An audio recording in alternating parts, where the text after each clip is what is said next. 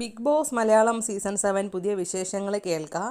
ഇന്ന് അവർക്കൊരു ടാസ്ക് കൊടുത്തിട്ടുണ്ടായിരുന്നു.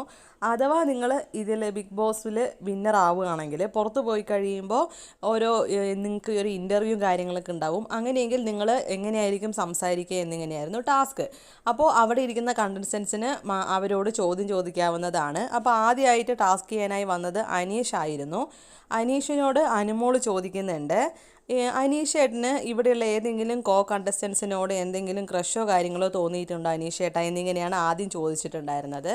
അപ്പോൾ അനീഷാണെങ്കിൽ മറുപടി പറയുന്നത്, ഉവ് എനിക്ക് തോന്നിയിരുന്നു, എന്നോട് കണ്ണാൻ തുമ്പി പോരാമോ എന്നൊക്കെ പാട്ട് പാടിയിരുന്ന ജിസേലിനോട് ഒരു ക്രഷ് തോന്നിയിട്ടുണ്ടായിരുന്നു. അത് ഇഷ്ടമെന്നോ പ്രണയമെന്നോ എന്നൊന്നും പറയില്ല, ഒരു സൗകുമാര്യം, അങ്ങനെ ഒരു പ്രത്യേക വാക്കാണ് മലയാളത്തിൽ അനീഷ് ഉപയോഗിക്കുന്നത്. ഭയങ്കരമായിട്ടുള്ള ആഴത്തിലുള്ള മലയാള വാക്കുകളൊക്കെയാണ് ഉപയോഗിച്ചിട്ടായിരുന്നു കേട്ടോ അനീഷ് സംസാരിച്ചത്. അത് കഴിഞ്ഞ് പറയുന്നത് അനുമോളോട് ക്രഷ് തോന്നിയിട്ടുണ്ട് എന്നാണ്. അപ്പോൾ അനുമോളോട് ക്രഷ് തോന്നാനുള്ള കാരണം എല്ലാ വീക്കെൻഡിലും അനീഷിന് മേക്കപ്പ് ചെയ്തുകൊണ്ടിരുന്നത് അനുമോളാണല്ലോ. ആ ഒരു സമയത്ത് മേക്കപ്പ് ചെയ്തുകൊണ്ടിരിക്കുമ്പോൾ ഞാൻ കണ്ണിലൊക്കെ നോക്കാറുണ്ട്. അതിനെ പറ്റിയിട്ടാണ് അനീഷ് പറയുന്നത്.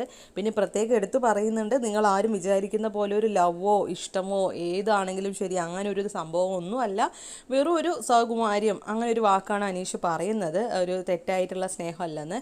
പക്ഷേ എനിക്ക് പലപ്പോഴായിട്ട് ശരിക്കും തോന്നിയിട്ടുള്ളത് അനുമോളും അതുപോലെ തന്നെ അനീഷ് ചേട്ടനാണെങ്കിൽ ഒരു ബ്രദർ സിസ്റ്റർ പോലുള്ള ഒരു സ്നേഹമുള്ളതായിട്ട് എനിക്ക് പലപ്പോഴും ഫീൽ ചെയ്തിട്ടുണ്ട്. നിങ്ങൾക്ക് അങ്ങനെ തോന്നിയിട്ടുണ്ടോ എന്നൊന്ന് കമൻറ്റ് ചെയ്യണേ.